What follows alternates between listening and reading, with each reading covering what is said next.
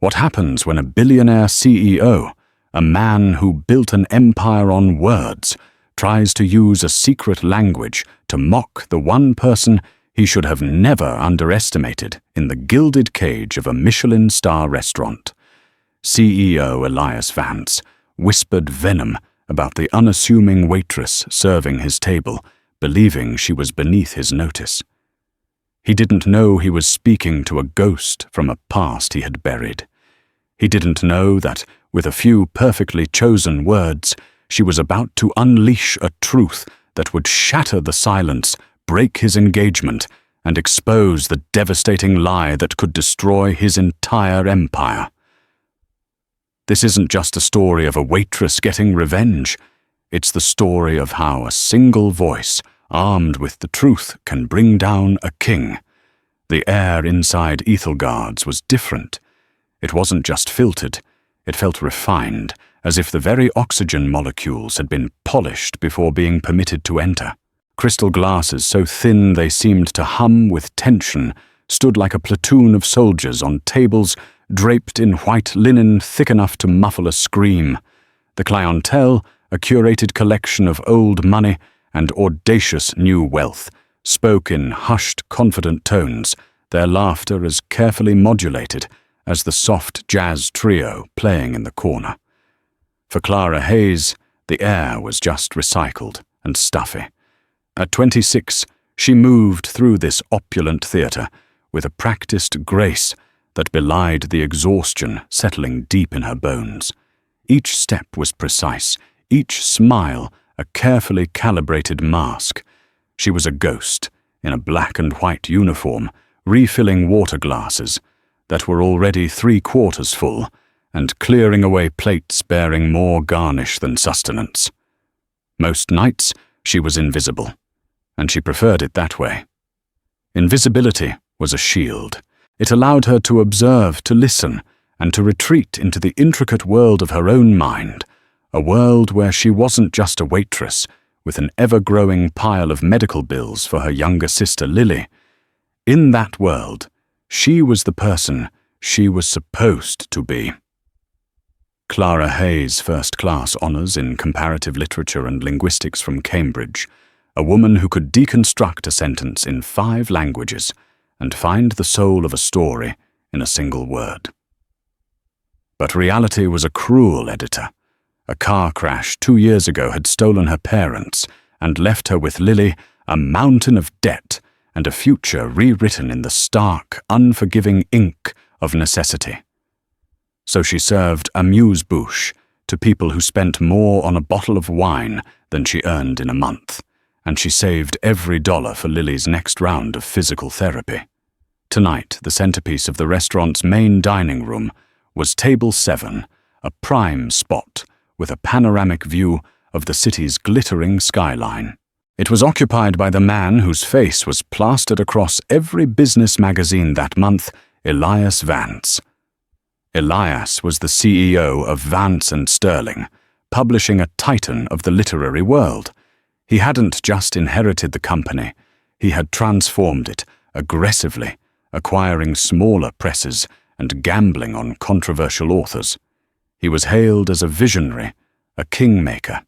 He was handsome in a severe, sculpted way, with dark hair swept back from his forehead and eyes the color of a winter storm. He radiated an aura of restless, predatory energy. With him were 2 others. His fiancée, Catherine Davenport, a statuesque blonde whose family owned half the city's commercial real estate, wore a diamond necklace that seemed to steal the light from the room. She listened to Elias with an adoring, almost vacant expression. The third was Julian Croft, Elias's second-in-command. He was quieter, more observant, his eyes constantly scanning the room, taking in details with a nervous energy that contrasted with Elias's unshakable self-assurance. Clara was assigned their section. Her stomach tightened.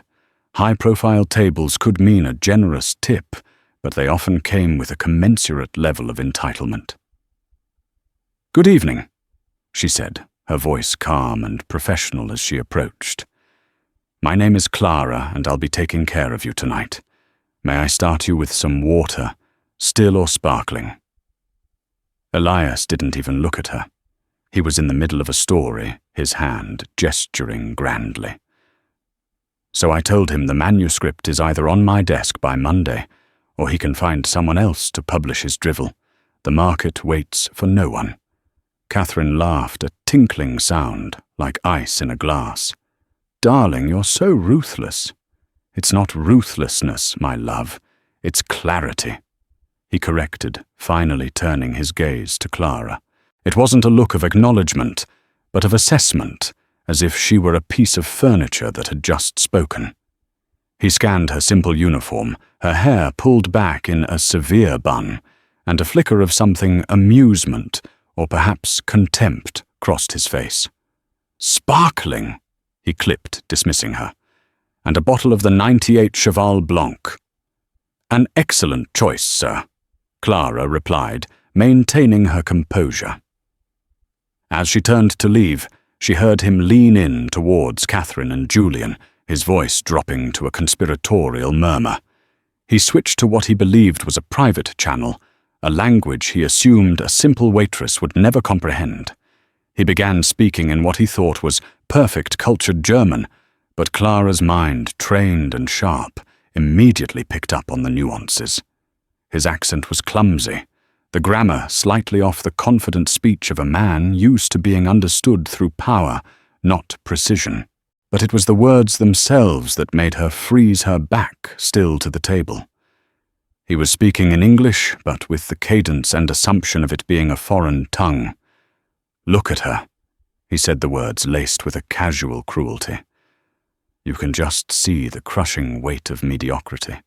Probably has a couple of cats and a mountain of student debt for a degree in something utterly useless. The walking embodiment of wasted potential." Julian shifted uncomfortably. "Elias, come on." "What, it's true?" Elias continued, a smirk in his voice. "This is what happens when people don't have ambition. They orbit greatness, but they never touch it. They just pour the water." Catherine giggled. "You're terrible." Clara stood perfectly still beside the sommelier station, her hand gripping the edge of the marble counter so tightly her knuckles turned white. Every condescending syllable landed like a physical blow. Crushing weight of mediocrity, useless degree, wasted potential. He had, with a few careless words, stripped her down to her deepest insecurities. He saw her not as a person, but as a symbol of failure, a prop in the grand play of his success. A hot, familiar shame washed over her, followed by a surge of icy fury. For 2 years she had swallowed her pride. She had smiled through condescension and endured the pitying glances. She had served men like Elias Vance, erasing herself so that they could feel more like kings. But something inside her snapped. It was the casual, unthinking cruelty of it. The assumption that she was deaf, dumb, and stupid simply because she was wearing an apron. She took a deep, steadying breath, the polished air suddenly feeling thin and sharp in her lungs. She picked up the ridiculously expensive bottle of wine and the water. As she walked back to the table, her steps were no longer the silent tread of a servant. They were deliberate, measured, and firm. She had a choice. She could ignore it, pour the wine, and let the comment fade into the ambient clatter of the restaurant, just another small humiliation in a life that had recently been full of them. Or she could pick up the gauntlet he had so arrogantly thrown down. The ghost in the uniform was about to speak, and she would not be using the simple deferential script he expected. Clara approached the table, her expression a perfect mask of serene professionalism. Inside her heart was a trapped bird beating frantically against her ribs. She placed the silver bucket with the Cheval Blanc beside the table, her movements fluid and economical. Elias Vance didn't spare her a glance, continuing his monologue about a hostile takeover of a rival publishing house. She uncorked the sparkling water, first pouring a glass for Catherine, then Julian, and finally Elias. Her hand was steady, a small victory in the face of her inner turmoil. As I was saying, Elias declared, waving a dismissive hand, the old guard is terrified of change. They cling to their dusty traditions while the world moves on. Publishing isn't about sentiment. It's about selling a narrative. My narrative. He paused, a self-satisfied smile playing on his lips, and gestured towards his wine glass. It was the moment. Clara picked up the heavy bottle of Saint-Emilion wine, the dark red liquid sloshing gently within. "Sir, you were discussing the weight of mediocrity." She began her voice, perfectly even, but with a new, crystalline clarity that cut through the restaurant's murmur. The conversation at table 7 stopped dead. 3 pairs of eyes snapped towards her. Elias's face, which had been animated and imperious, froze. A flicker of confusion, then irritation crossed his features. Clara continued, not looking at him directly, but at a point just over his shoulder, as if addressing the room itself. She spoke in flawless, eloquent English, her diction crisp and academic, mirroring the very structure of the language he had just used to mock her. It is a fascinating philosophical concept, she said, her voice never rising yet commanding the space around them. The idea that potential can be wasted implies a predetermined purpose. But who is the arbiter of that purpose? Is it the individual living a life of quiet integrity under difficult circumstances, or is it the observer who measures worth only by wealth and public acclaim? Julian Croft's jaw had gone slack. Catherine Davenport stared, her perfectly painted lips slightly parted in disbelief. Elias's eyes narrowed, the storm clouds gathering. He was beginning to understand. Clara moved to present the wine, holding the bottle so the label was perfectly visible to him. You also mentioned a useless degree, a compelling thought. I, for instance, hold a first in comparative literature from Cambridge. One of the topics of my dissertation was the semiotics of power in postmodern German literature. It's a field that explores how language is used not just to communicate, but to establish dominance, to categorize, and to dehumanize. She paused, letting the words hang in the now silent air around the table. As in, for example, a man of status, assuming a service worker is uneducated and proceeding to mock her in a language he presumes she can't understand. A classic, if somewhat clumsy, exertion of perceived superiority. The silence was no longer just the absence of sound. It was a heavy, suffocating blanket. Elias Vance, a man who built his empire on the power of words, was utterly speechless. A dull, angry red was creeping up his neck. He had been exposed, his petty cruelty laid bare on the starched white linen between the bread basket and the butter dish. With surgical precision, she opened the wine, the pop of the cork unnaturally loud in the tense quiet. She poured a small amount into Elias's glass for him to taste. He stared at it, his hand unmoving. Or perhaps, she added, her voice dropping to a near whisper, yet each word a perfectly sharpened dart. You'd prefer I comment on your grammar instead? It's passable for a tourist, I suppose. But for a publisher, one would expect a better grasp of the subjunctive mood. Julian Croft choked back a sound that was half cough, half laugh, quickly trying to disguise it by taking a sudden, desperate gulp of water. Catherine's face was a mask of horrified embarrassment. This was not part of the script of her perfect, curated life. Elias finally found his voice. It was a low, guttural snarl. "Who in the hell do you think you are? My name is Clara," she said simply, placing the bottle on the table. "And I'm your waitress." She met his furious gaze for the first time. There was no fear in her eyes, only a calm, unassailable dignity. In that moment, the power dynamic had inverted so completely it was almost dizzying. She was no longer the invisible servant. She was the one in control. "Now," she said, her professional mask slipping back into place. "If you'll excuse me, I believe the chef is ready to send out your appetizers." She turned and walked away, her back straight, her steps measured. She didn't look back, but she could feel the scorch of his glare following her. She could feel the shattered pieces of his arrogance littering the floor around table 7. As she pushed through the swinging doors into the hot, chaotic sanctuary of the kitchen, she finally allowed herself to tremble. Her small act of defiance had felt like detonating a bomb, and she had no idea what the fallout would be. But as she leaned against the cool, stainless steel of the counter, a single unexpected thought cut through the adrenaline. During his earlier tirade, Elias had mentioned his own upcoming project, a book he was personally championing. He had named it The Crimson Labyrinth.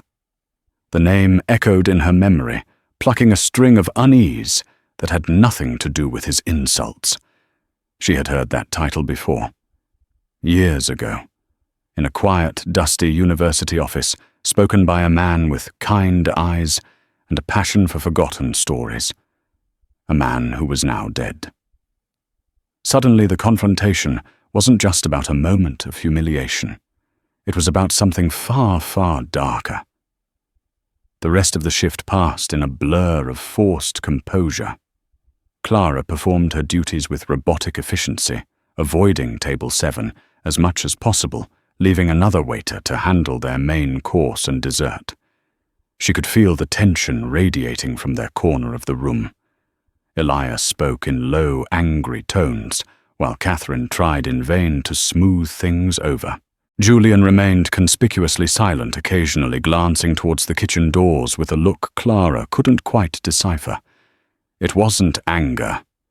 It was calculation. When they finally left, Elias made a point of striding past her station, near the front, his eyes burning with a cold fire that promised retribution. He didn't say a word. He didn't have to. The message was clear. This isn't over. The ride home on the later-night bus was a fog of anxiety and adrenaline. The satisfaction of her defiance was quickly being replaced by the cold dread of its consequences. She'd almost certainly be fired. Mr. Dubois, the restaurant manager, was a stickler for protocol, and intellectually vivisecting a VIP guest wasn't in the employee handbook. How would she pay for Lily's next round of treatments? But beneath the fear, the name of that book churned in her mind. The Crimson Labyrinth. She let herself into her small second-floor apartment, the air thick with the scent of lavender from the diffuser she kept by Lily's bed.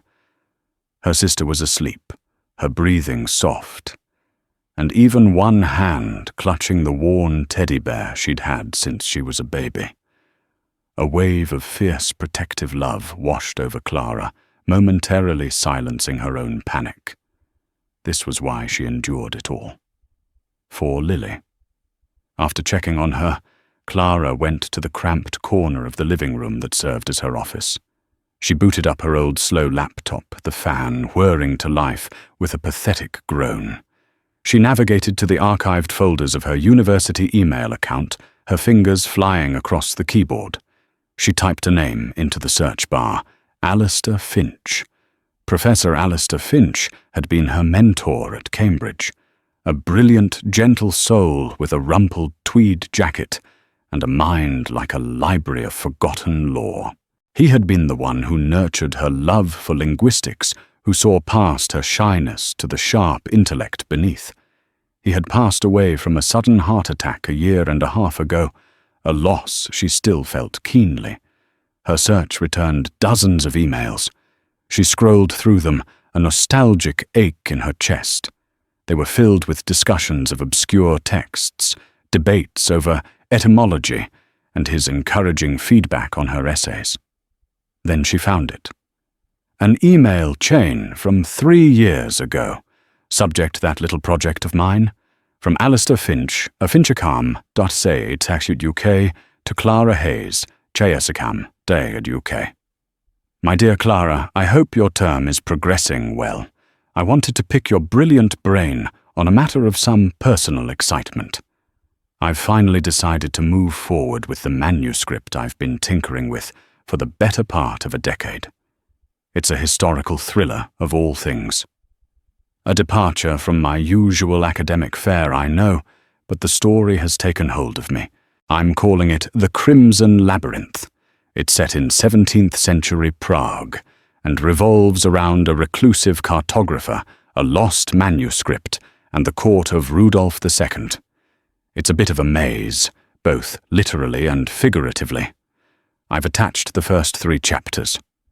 I know how busy you are, but if you could find a spare moment to cast your expert eye over them, I would be eternally grateful.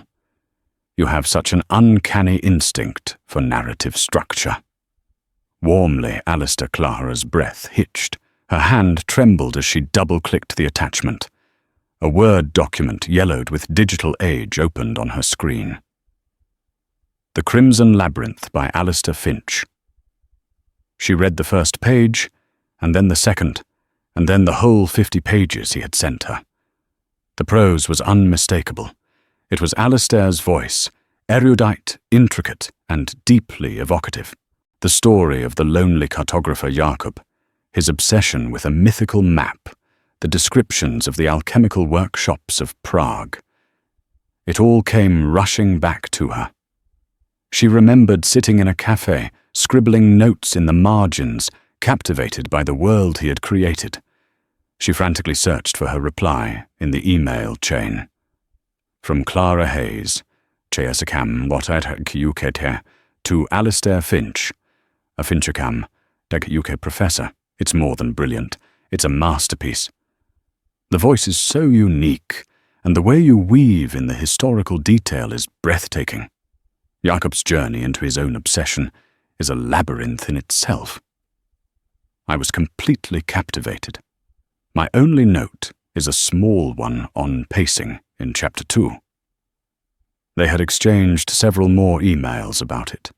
He had been so passionate, so alive with the thrill of creation. He had told her he was nearing completion and was planning to seek an agent. That was the last they had spoken of it, before her world had been upended by the accident. Or now Elias Vance, a man of immense power and questionable morals, was championing a book with the exact same title. It couldn't be a coincidence. The title was too specific, too poetic. A cold, horrifying certainty began to crystallize in her mind. Elias Vance hadn't just discovered a new author. He had discovered a dead one. She opened a new browser tab and typed Elias Vance, The Crimson Labyrinth into the search bar. The results flooded the screen. Press releases from Vance and Sterling, interviews with Elias in literary journals. He spoke of the book with a proprietary reverence. It's a project I've been developing for some time, he was quoted in one article. The manuscript came to me through an estate sale, a forgotten work from an unknown author. I knew the moment I read the first page that it was something special. I've spent the last year polishing it, bringing the author's vision to life. I see it as my personal legacy. Polishing it, bringing the vision to life. The lies were so audacious, so brazen. He had stolen it. He had taken Alistair's life's work, the product of a decade of quiet, brilliant labor, and was planning to pass it off as his own discovery, or worse, his own creation. He was a vulture picking at the bones of a dead man's legacy, and the detail about the estate sale was the final damning piece.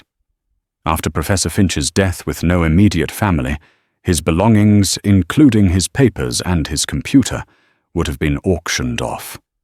A man like Elias Vance, with his network of scouts and endless resources, could easily have acquired them. The confrontation at the restaurant was no longer just about her wounded pride. It was about justice for Alistair. He had been her mentor, her friend. He had believed in her when she hadn't believed in herself. She couldn't let this happen. Her fear from earlier was gone, burned away by a righteous, white-hot anger. Elias Vance had made a critical mistake. In his arrogance, he had mocked a simple waitress, never imagining that he was speaking to the one person in the world who could connect his masterpiece to the gentle, unassuming professor he had robbed. He had picked a fight with a ghost, but now he was going to have to deal with her. Clara saved a copy of the email and the manuscript chapters to a secure flash drive. She didn't have a plan yet, but she had something more important, the truth. And she would not rest until the entire world knew who the real author of the Crimson Labyrinth was. The call came the next morning, as expected. It wasn't Mr. Dubois, but his superior, the regional director of operations. The voice on the other end was cold and impersonal. Clara Hayes, this is to inform you that, due to a serious guest complaint involving a breach of our code of conduct, your employment with Ethelgards is terminated effective immediately. There was no discussion, no opportunity to defend herself. She was simply erased. The power of Elias Vance reached far and wide. Clara hung up the phone, a strange sense of calm settling over her. Losing her job should have been terrifying, and it was on a practical level. The rent was due, and Lily's medical fund was a hungry beast that always needed feeding. But on a deeper level it was liberating. He had taken her job, her only source of stability. He had left her with nothing left to lose. And a person with nothing to lose is a person you should fear. Her first move was not one of aggression, but of reconnaissance. She couldn't fight Elias Vance head-on. He was a fortress, surrounded by lawyers and publicists, but every fortress has a weak point. For Elias, she suspected it was Julian Croft. She remembered the look on Julian's face during the confrontation, not the blind loyalty of a sycophant, but the weary resignation of a man who had seen this behavior before. He had been uncomfortable with Elias's cruelty. He was the chink in the armor. Finding him was surprisingly easy. A quick search revealed he was speaking on a panel about the future of digital publishing at a downtown conference hotel that very afternoon. It was a long shot, a desperate gamble, but it was the only one she had. She put on the nicest blazer she owned, a thrift store find, and took the bus downtown. The hotel lobby buzzed with industry professionals, all wearing laminated badges and expressions of networking-fueled ambition. Blending in was easy. She slipped into the back of the conference room just as the panel was beginning. There he was, sitting on the stage between a tech CEO and a best-selling author. He looked tired, his answers to the moderator's questions polished but lacking conviction. He looked like a man going through the motions. Clara waited. She listened to him speak about market synergy and branding strategy, all the while clutching the flash drive in her pocket like a talisman. When the panel ended, she positioned herself near the exit, her heart hammering against her ribs. This was it. As people swarmed the panelists, Julian made a swift exit through a side door, clearly trying to avoid the glad-handing. Clara followed him. She found him in a quiet hallway, leaning against the wall, loosening his tie as if it were a noose. "Mr. Croft," she said, her voice steady. He spun around, startled. Recognition dawned on his face, followed by a wave of alarm. "You," he breathed. "What are you doing here? You can't be here." "I lost my job this morning," she said, cutting straight to the point. "I assume I have your boss to thank for that." Julian winced. "Look, I'm sorry about what happened. Elias was out of line. But you have to understand, you can't win a fight against him." "I'm not trying to win a fight," Clara replied, her gaze unwavering. "I'm trying to correct a lie. I'm talking about the Crimson Labyrinth." The name hit him like a physical blow. The color drained from his face. He looked up and down the empty hallway, his paranoia palpable. "I don't know what you're talking about." "Don't you?" Clara took a step closer. "It's a wonderful book, intricate atmospheric, the story of a 17th century cartographer named Jacob, set in Prague. A masterpiece, really. The author must be a true genius." Julian was silent, his jaw tight. "The thing is," Clara continued, her voice low and intense, "I know the author. His name was Alistair Finch. He was my professor at Cambridge. He sent me the first 3 chapters 3 years ago. I have the emails. I have the original draft." She held up the small flash drive. "It's all right here." Julian stared at the flash drive as if it were a venomous snake. The carefully constructed wall of his corporate loyalty was crumbling before her eyes. "Professor Finch died of a heart attack a year and a half ago." Clara pressed on. "His belongings were sold at an estate auction. Is that when Elias found it? When he found a dead man's life's work and decided to claim it as his own? You need to leave." Julian whispered, his voice hoarse. "You have no idea what you're getting yourself into. Elias is not someone you cross." "He already crossed me," Clara shot back. "And more importantly, he crossed my friend. Alistair was a good man. He deserves better than to have his legacy stolen by a plagiarist and a bully." She saw a flicker of something in his eyes, guilt-shame, perhaps even a sliver of admiration. She had reached him. "Think about it, Mr. Croft," she said, taking one last gamble. "Elias is building his personal legacy on a foundation of lies. How long do you think that can last before it all comes crashing down? And where will you be when it does? Standing in the rubble next to him?" She didn't wait for an answer. She turned and walked away, leaving him alone in the sterile hallway, the weight of her words hanging in the air. She didn't know if she had succeeded, if she had planted a seed of doubt, or simply painted a target on her back. Meanwhile, at the opulent headquarters of Vance and Sterling Publishing, Elias Vance wasn't celebrating his victory. He was stewing in a state of agitated fury. The waitress's words echoed in his mind, not just her insults, but her intelligence. She wasn't some nobody. She was educated, articulate, and worst of all, she was fearless. She was a loose end, and Elias Vance hated loose ends. "Find out everything about her," he snarled at his head of security over the phone. "Clara Hayes, former waitress at Ethelgard's. I want to know where she lives, who her family is, where she went to school. I want to know every skeleton in her closet. I want to know what gives her the right to exist." He was a man accustomed to control, and for a terrifying moment in that restaurant, he had lost it completely. He was determined to get it back, to crush this insignificant woman who had dared to challenge him. But in his paranoid rage, he failed to notice the growing unease in his right-hand man. He failed to see that the ripple effect from that one shattered evening was already beginning to erode the very foundations of his empire. For 2 days Clara heard nothing. The silence was unnerving. She spent the time frantically applying for any job she could find, bookstores, cafes, tutoring centers, while the dwindling numbers in her bank account mocked her. The fear was a constant, low-grade hum beneath the surface of her anger.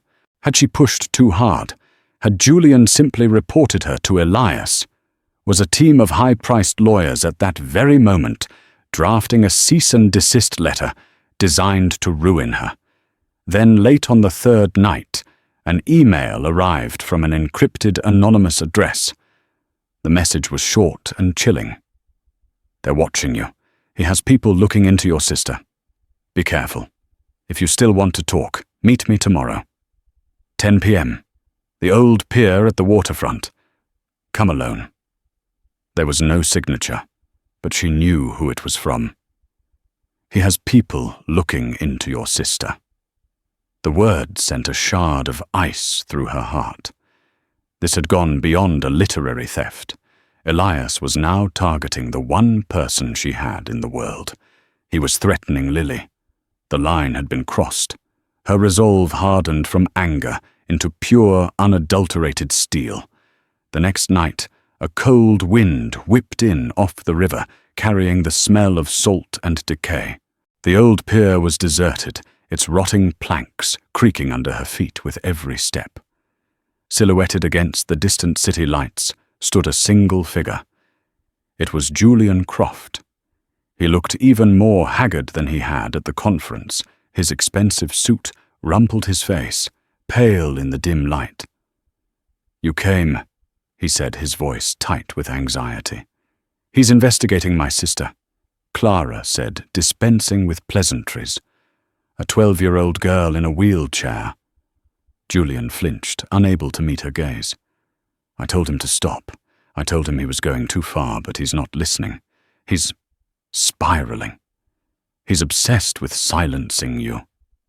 He finally looked at her, his eyes filled with a desperate plea. "You were right about everything. I need to make it right." Clara remained guarded. Why help me now? What's in it for you?" He let out a bitter, self-deprecating laugh. "What's in it for me? Maybe a single night of sleep where I don't feel like a complete fraud. I got into publishing because I loved books, because I believed in the power of stories. Now I just enable a monster." He paced the length of the pier, his words spilling out in a torrent of guilt and confession. "I was there when the manuscript came in. It was part of a lot from a Cambridge professor's estate. Elias read it and became obsessed. He said it was perfect, a lost masterpiece.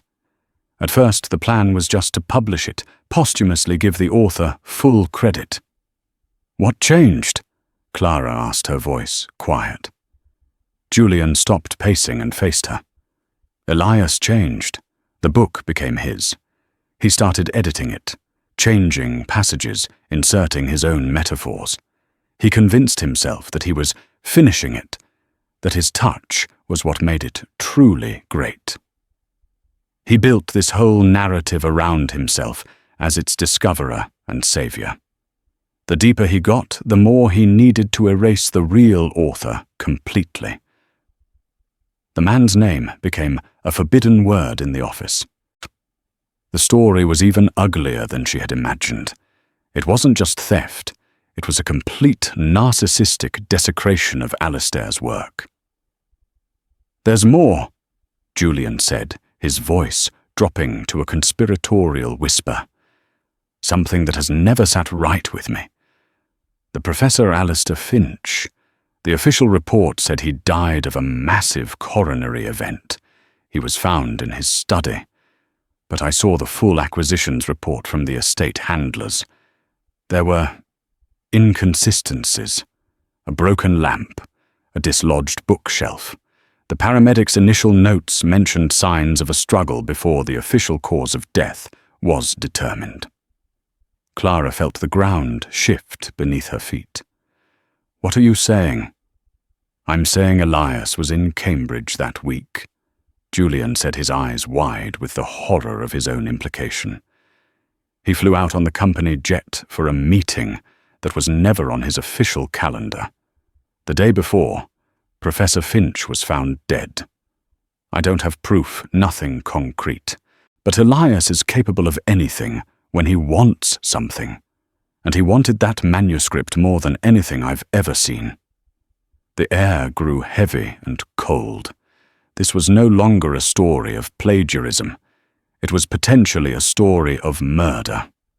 Alistair, the kind, gentle man who had written to her about his passion project, might have been killed for his words.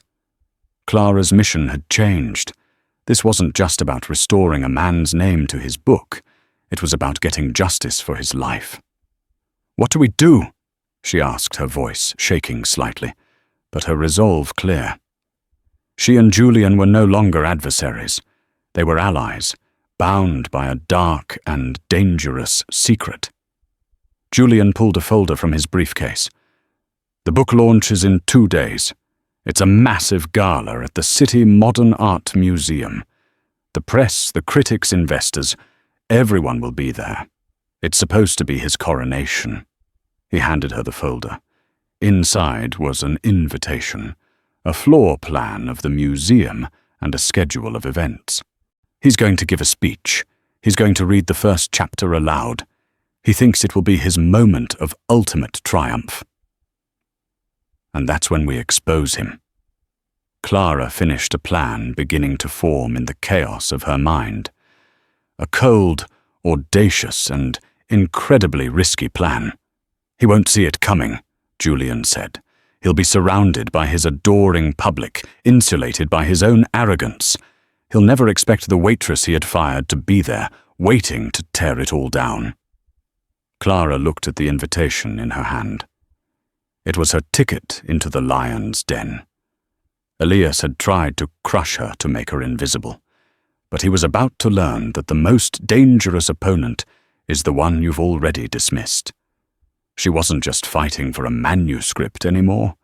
She was fighting for Alistair's life and for the soul of every story that had ever been silenced. The City Modern Art Museum was a cathedral of glass and steel, its cavernous main hall transformed into a shrine for Elias Vance's ego. Champagne flutes clinked, a string quartet played something modern and dissonant, and the city's cultural elite mingled under vast, abstract paintings. Projectors cast the cover of the Crimson Labyrinth, an intricate blood-red maze, onto the white marble walls. The air was thick with sycophantic praise and the scent of expensive perfume. At the center of it all stood Elias, holding court like a king. He was radiant with triumph, his fiancée Catherine clinging to his arm, her smile as dazzling and brittle as the diamonds around her neck. He accepted congratulations, his eyes sweeping the room, confident that every person there was an admirer, a subject in his kingdom. He did not notice the woman standing near the back, partially obscured by a brutalist sculpture. He would not have recognized her anyway. Clara Hayes was no longer in her waitress uniform. Using the last of her emergency funds, she had bought a simple, elegant dark blue dress. Her hair was down, styled in soft waves. She wore subtle makeup that highlighted the fierce intelligence in her eyes. She was not Clara the servant. She was Clara the scholar, the keeper of a truth that was about to ignite this tinderbox of vanity and lies. Julian had arranged for her invitation and a press pass from a small, independent literary blog, giving her a legitimate reason to be there. He stood across the room near the stage, giving her a barely perceptible nod. The plan was set. It was terrifyingly simple and could go wrong in 1,000 different ways. After an hour of mingling, Julian stepped up to the microphone on the stage. "Ladies and gentlemen, if I could have your attention." A hush fell over the crowd. "It gives me immense pleasure to introduce a man whose vision has redefined modern publishing, the driving force behind Vance and Sterling, and the man who has brought a lost masterpiece to light. Please welcome Elias Vance." Elias strode onto the stage to thunderous applause. He beamed, soaking in the adoration. He took his place at the polished lectern, a leather-bound copy of the book in his hands. "Thank you, Julian. Thank you all for being here." He began, his voice smooth and commanding. "A story is a living thing. Sometimes it is born into the world with a loud, clear voice. Other times it lies dormant, a seed, waiting for the right person to come along and give it sunlight and water. So it was with The Crimson Labyrinth." Clara felt a nauseous wave of revulsion. He was painting himself as a nurturer, a creator. "When I first held the raw, forgotten pages of this manuscript," he continued, his voice dripping with false humility, "I felt a connection, a sacred duty to its unknown author. I spent a year living inside this world, polishing each sentence, ensuring that the voice you hear tonight is as powerful as it was always meant to be. This book is more than a publication. It is a resurrection. He opened the book. I'd like to read you the opening paragraph. The room was silent, captivated. Elias cleared his throat, his eyes fixed on the page. This was his moment.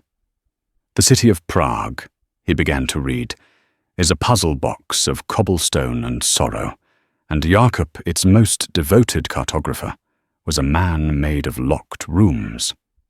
He read the first 2 sentences. Before he could start the third, a voice, calm and clear, cut through the hall from the back. "Excuse me, Mr. Vance." Every head turned. Clara stepped out from behind the sculpture. A low murmur rippled through the crowd. Who was this woman? Elias looked up, his eyes narrowing in confusion. He didn't recognize her at first. "I'm sorry, we'll be taking questions after the reading." "This isn't a question," Clara said, taking a few steps forward, her press pass visible. "It's a point of clarification. For the author." Elias's face tightened as recognition finally dawned. A flash of pure, unadulterated rage, quickly masked by a condescending smile. "Ah, the literary critic from Ethelgard's, wasn't it? I'm afraid you're a little out of your depth here." Some in the crowd snickered, siding with power. "On the contrary," Clara said, her voice amplified by the room's acoustics. "I feel I'm uniquely qualified to comment on this particular work, especially that opening line." She turned her address to the audience. "It's a beautiful line, isn't it?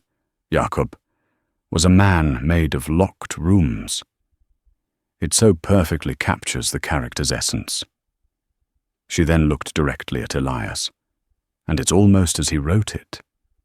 But not quite.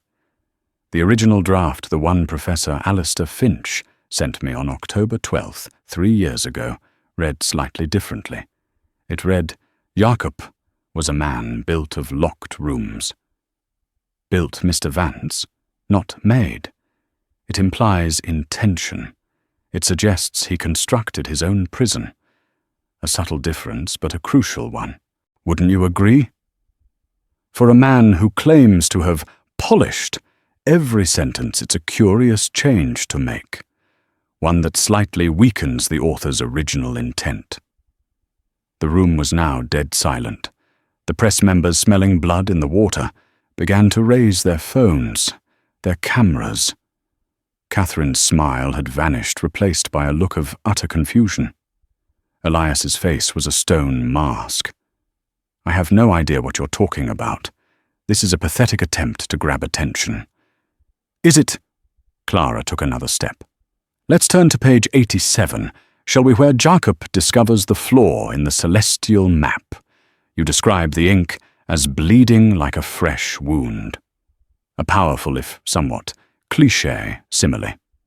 But Professor Finch's original draft, which I have right here," she held up her phone, an image of the Word document displayed on its screen, describes it as the ink spidering into a new, unwanted geography. It's a cartographer's metaphor, you see. It's authentic. It's better. The murmuring in the crowd grew louder. People were looking at each other, then at Elias, whose composure was visibly cracking. "This is absurd." He spat his voice, losing its smooth veneer. "Security, remove this woman." But before any security guard could move, Julian Croft stepped forward from the side of the stage. "No," he said, his voice shaking but firm. "Let her speak." Elias shot Julian a look of pure venom. The betrayal was absolute. Clara now had the entire room's undivided attention. She walked slowly towards the stage, her gaze locked on Elias. "You call the author unknown," she said, her voice ringing with emotion. "His name was Alistair Finch. He was a brilliant, kind man, a scholar and a storyteller. He was my friend. And you didn't just steal his book, you erased him. You desecrated his memory." She was standing at the foot of the stage now, looking up at him. "And I have one final question, Mr. Vance. You claim you found his manuscript at an estate sale after he died. But company records show your private jet was parked at the Cambridge airport for 48 hours, ending the morning Professor Finch's body was discovered. What was that meeting about, Mr. Vance? Did you try to buy the manuscript from him first? Did he refuse? What happened in that study? What did the paramedics really see before the official report was written?" The final accusation hung in the air, monstrous and undeniable. Catherine Davenport gasped, her hand flying to her mouth as she took a step away from Elias. The cameras were flashing incessantly, now a volley of silent explosions. Elias Vance stood, trapped in the spotlight, the leather-bound book of lies still in his hand. The narrative he had so carefully constructed had been ripped to shreds. The king was naked on his stage, and the ghost of a forgotten professor, given voice by a waitress he had mocked, had come to claim her justice. His empire of words had been brought down by a few simple truths. The fallout was immediate and catastrophic. The gala ended not with applause, but with the frantic shouting of reporters and the stunned, hurried exit of the city's elite. Elias Vance was swarmed, his face a grotesque mask of fury and panic as he was bundled away by his security team. The video of Clara's calm, methodical demolition of his character went viral before the night was even over. The next morning, the headlines were brutal. "Publishing titan accused of plagiarism, foul play. The Waitress and the CEO Vance and Sterling empire crumbles. Death of Cambridge professor re-examined." The story was a perfect storm, a tale of hubris and deceit, a David and Goliath narrative with a dark, potentially murderous twist. The police in Cambridge, prompted by the international media frenzy and a formal statement from Julian Croft, officially reopened the investigation into Alistair Finch's death. Elias Vance's world collapsed with breathtaking speed. The board of Vance and Sterling forced his immediate resignation. His fiancée Catherine Davenport, whose family valued reputation above all else, broke off their engagement via a sterile press release. He was engulfed in a maelstrom of lawsuits from Alistair Finch's distant relatives, who had emerged from the woodwork from shareholders and from authors whose careers he had built on a foundation of lies. The king had been dethroned and cast out of his own kingdom. In the midst of the chaos, Julian Croft, now the acting CEO, made his first official act. He held a press conference. He announced that the Crimson Labyrinth would be published in its original, unedited form, with full and sole authorship credited to Professor Alistair Finch. All profits past and future would be placed in a trust to fund a new scholarship in Finch's name at Cambridge for underprivileged students of literature. It was an act of penance and a promise of a new, more ethical future for the company. A few weeks later, long after the media storm had moved on to its next victim, Clara sat in a quiet corner of a neighborhood cafe, a place with worn wooden tables and the comforting smell of coffee and old books.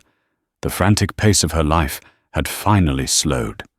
She had her old job back, not at Ethelgard's, but at a cozy local bookstore, a place where she belonged. The tips were smaller, but the smiles were genuine. The bell above the door chimed, and Julian Croft walked in. He looked different. The haunted, anxious energy was gone, replaced by a quiet gravitas. "Clara," he said, sitting down across from her. "Mr. Croft," she replied with a small smile. Or should I say Mr. CEO? He grimaced slightly. "Julian, please. I just came to deliver this." He slid a large, beautifully printed book across the table. It was the finished copy of The Crimson Labyrinth. On the cover in elegant gold lettering were the words, "By Alistair Finch." Clara ran her fingers over the name, a lump forming in her throat. It was real. They had done it. "Thank you, Julian," she said, her voice thick with emotion. "He would have loved this." "It's you who should be thanked," he said earnestly. "You did this. You had the courage to speak up when no one else would." He paused, then pushed another envelope across the table. "This is from the board. And from me. We're rebuilding Vance and Sterling from the ground up. We want to fill it with people who actually care about books, not just balance sheets. We need a new editorial team. People with integrity and a true eye for talent." Clara looked at him confused. "It's a job offer," he said. "Junior editor. It's not a corner office, but it's a start. A real salary. Health benefits that will cover everything Lily needs. You're the most qualified person I know." Clara stared at the envelope, then at the book, and finally at Julian. 2 years ago, her life had been a story of loss and survival, a chapter she thought would never end. But in the span of a few weeks, she had rewritten her own narrative. She had faced down a tyrant, honored her friend's memory, and in doing so found her way back to the world she had been forced to leave behind. Later that evening, she sat by Lily's bed, the lamp casting a warm glow on the room. Lily was awake, her bright, curious eyes fixed on the new book in Clara's hands. "What's that one?" Lily asked. "It's a story," Clara said, her voice soft. "It's about a man who searched for truth in old maps. It was written by a very dear friend of mine." She opened to the first page and began to read aloud Alistair Finch's words, filling the small apartment, no longer silenced, no longer stolen. They were free just as she was. The labyrinth had been solved, and a new unwritten chapter was waiting just for her. Clara's story is a powerful reminder that arrogance and power are no match for the truth. It shows us that behind every uniform, every name tag, there is a person with a history, with skills, and with a strength you might never expect. The battle between Elias's arrogance and Clara's quiet integrity reminds us that real power isn't about shouting the loudest, but about knowing the value of your own voice. It's a story of justice for the silenced, and a testament to the fact that one person armed with courage can indeed change the world, or at least bring a corrupt corner of it crashing down. If this story of justice and vindication resonated with you, if you believe in the power of the underdog and the ultimate triumph of truth, please hit that like button to show your support. Share this video with someone who needs a reminder of their own hidden strength. And don't forget to subscribe for more unforgettable stories that remind us to never ever judge a book or a person by their cover.